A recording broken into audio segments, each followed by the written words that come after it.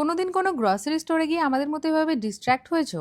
Just একটা bread কিনতে ঢুকেছিলাম, কিন্তু এখানে ব্রেড আর পেস্ট্রির এত ভ্যারাইটি দেখে লোভ সামলানোই দায়।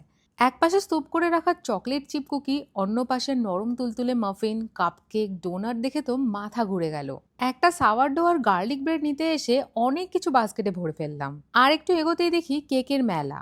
Red velvet, cheese cake, lotus biscuit cake থেকে শুরু করে একদম তাজা স্ট্রবেরি দিয়ে ঠাসা লার্জ কেক সাজানো। সত্যি বলতে এত বিশাল কালেকশন দেখে মনেই হচ্ছিল না যে আমরা কোনো গ্রসারি স্টোরে আছি। আসলে দুবাইয়ের মল অফ এমিরেটসের এই ক্যারিফোর স্টোরটার কথা আমাদের এক ভিউয়ার সাজেস্ট করেছিলেন।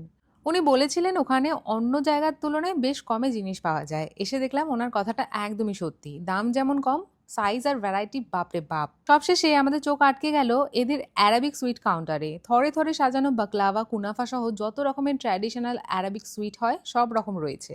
বেকারি সেকশনটা দেখে জাস্ট পাগল পাগল লাগছিল, তাই ভাবলাম এই দারুণ লোভনীয় অভিজ্ঞতাটা তোমাদের সাথেও শেয়ার করি। মল অফ এমিরেটসের ক্যারিফোরে কখনো এসেছো কিনা আমাকে কমেন্টে অবশ্যই জানিও।